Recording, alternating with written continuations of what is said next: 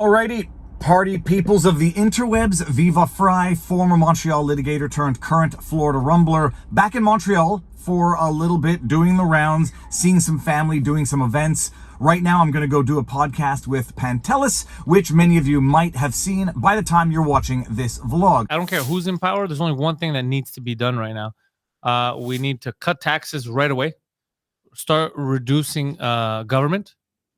But you Go find a real fucking job. But you, how do you do that? How do you get elected when the unions are among your biggest supporters, and you're saying, yeah, I'm going to get elected by putting you out of work. Go back to the private sphere, you lazy bastard, and find a job that actually contributes. Then not only that, you're going to make more money. You just have to actually work. The problem is, once you've conditioned people to be dependent on you, they don't believe it, and they don't even see how it's possible. It's like, to some extent, it's like how law firms capture young lawyers. You'll never make it on your own. You need us to give it, we'll give you a good living, 100,000, whatever, 120 a year. You won't be able to do it on your own. You don't have the infrastructure. You don't have the skills. Stay with us. And then by the time you get a mortgage, by the time you get a car, by the time you have a kid or two, you're stuck. You can't go it on your own and take that chance. And those that do, you realize, holy shit, if I work hard, I'm not guaranteed, but I'm maximizing my odds. Same thing with the private sphere. They're dependent on the government, and they're conditioned to believe they can't succeed and they can't live on their own. They need big Justin Trudeau, big Francois Legault to pay them, to give them their money that they take from other people who actually contribute to the from the private sector. And it's how you capture an electorate. And I don't know how you get elected on the basis of saying we're going to shrink government, put you out of work, and make you go into the private sector. Tonight is also the very, very hyped up debate between Joe Biden and Donald Trump. We're going to see how that goes. I've made my predictions as to what's going to happen. A lot of people are suggesting this is a trap being set by CNN, Jake the Fake Tapper, and other hacks who are out there to trap Donald Trump. True. The dehumanizing rhetoric of Adolf Hitler is once again alive and well on a national political stage. This time, of course, in the United States. This time given life by former president and current Republican presidential frontrunner Donald Trump. Let's recognize this comment for what it is, a long-standing anti-Semitic trope that the true allegiance for Jews is to their religion rather than their country. It was used in Nazi Germany to justify the arrests, persecutions, and mass killings, attempted extermination of the Jewish people. And Trump has been pushing this trope for years. I think that's a trap to be expected, but I think they're also out there setting a trap for Joe Biden, because I think that there is a decent chance that this is intended to be a public humiliation of Joe Biden to highlight his mental incapabilities to the world on such an embarrassing level that even the most capital D Democrats finally have to admit, okay, it's time to swap out Joe Biden for someone who can finish a sentence, walk upstairs, and, not freeze solid at events and embarrass the Americas at the international level.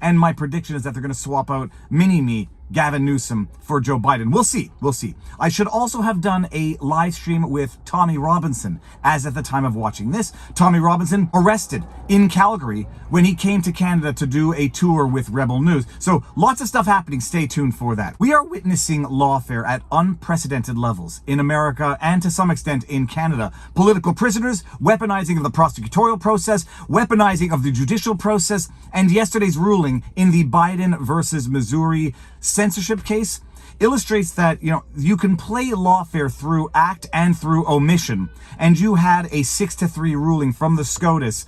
I would argue playing lawfare by omission, 6-3 in a decision written by Amy Coney Barrett, stating that the plaintiffs in the Biden versus Missouri case challenging First Amendment violations because the Biden administration was allegedly colluding with social media companies, arguing that they did not have standing to bring their claim before the courts. They didn't adjudicate on whether or not the Biden administration could actively collude with social media companies, so I guess there's a silver lining there. But they came to the conclusion, as Barnes would say, playing Pontius Pilate, washing their hands, oh, we'd love to come to a determination here, but we can't because the plaintiffs lack standing, so go back to the lower courts, remand, and issue an order consistent with this ruling. You can play lawfare through omission, and we're witnessing it at the highest levels of a court.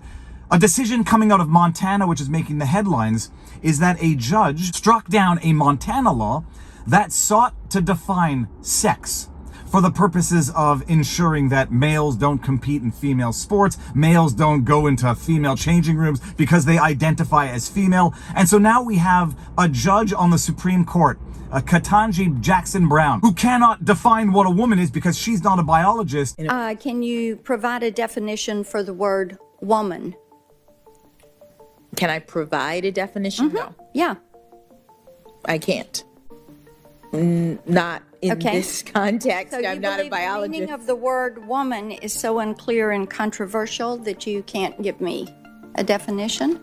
Senator, in my work as a judge, what I do is I address disputes. If there's a dispute about a definition, people make arguments, and I look at the All right. law and I decide. Well, apparently this judge can't understand what the header of this law says.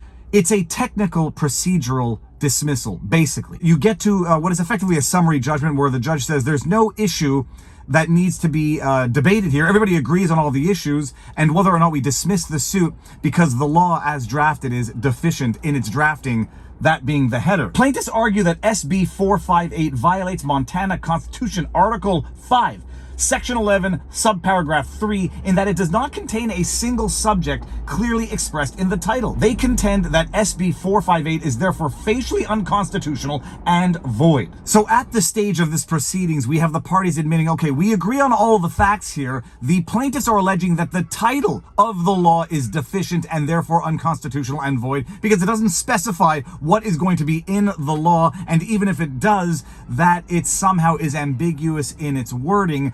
And the judge comes to the conclusion that, yes, the title is deficient, therefore the law shall be struck down. Go back, legislators, and do your job properly. And I want to steel man this argument because maybe it is a case of a judge holding the legislators' feet to the fire, saying, do your job properly and don't give me these problems. So go propose this piece of legislation again and make sure your bloody title is legally compliant. But I'll read another portion of this decision which further highlights the, I would say nonetheless, absurdity of this decision, because I don't think the title is ambiguous and I don't think the title does not sufficiently explain what is in the body of the law. Whether SB 458 is exempt from Montana Constitution Article 5, Section 11, subparagraph 3, the single subject rule.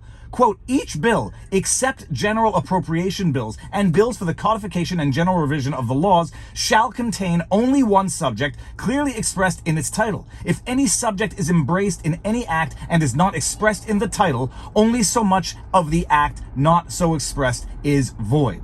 Emphasis added. The parties agree that SB 458 is not a general appropriation bill. The parties dispute whether the title expresses that it is a bill for the codification and general revision of laws, exempting it from the single subject rule. The state argues that the title of SB 458 directly states it is an act, quote, generally revising the laws, end quote, as is consistent with its substantive provisions, and therefore SB 458 is exempt from the single subject rule according to Montana Constitution Article 5, Section 11, subsection 3's own explicit terms. In its brief, the state provides no other legal support or argument on this issue. In oral argument, the state contends that the language of the constitutional provision must be interpreted as providing three different exceptions to the single subject requirement: general appropriations bills, bills for the codification of the laws, and bills for the general revision of the laws. So it's not an appropriation bills, but it is a bill for the revision and codification of laws, and therefore can deviate from the single subject rule, and the judge says no. For a bill to be exempt from Montana Constitution Article 5, Section 11, subparagraph 3 requirements, it must be for both the codification and general revision of the laws. The title does not also state the bill is, quote, for the codification, end quote, of the law. Furthermore, simply adding, quote, for the codification, end quote, of the law language to the title does not exempt the bill from the single subject rule requirements.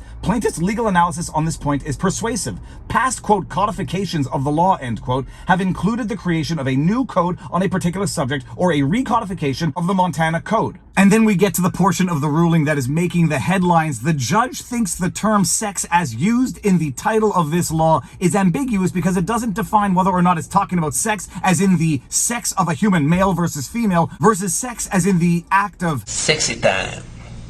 The state contends that the title of SB 458 provides a, quote, common definition, end quote, to the word, quote, sex, end quote, when referring to a, quote, human, end quote, and that the act does exactly that. It defines the word, quote, sex, end quote, as applied to all the listed statutes. However, regarding the title, the phrase, quote, to provide a common definition, end quote, is not problematic. Rather, the title is not clear as to what version of the word, quote, sex, end quote, the legislature is intending, quote, to provide a common definition, end quote. It is from the body of SB 458 that we learn that the version of the word, quote, sex, end quote, is the one related to gender. However, the title does not reflect this as is required. The subject of SB 458 is not clearly stated in the title. Conclusion, plaintiffs bear the burden of proving SB 458 unconstitutional beyond a reasonable doubt. It is not possible for the court to uphold the constitutionality of SB 458 because plaintiffs have shown beyond a reasonable doubt that the subject of the bill is not clearly expressed in its title as is required by Montana Constitution Article 5, Section 11, subparagraph 3. Plaintiffs are entitled to judgment as a matter of law on count 1 of the complaints. Now, inasmuch as I want to rail against this decision because I think it's patently absurd, part of me wants to relate to it because when you have the so-called border bill, which in fact includes $90-some-odd billion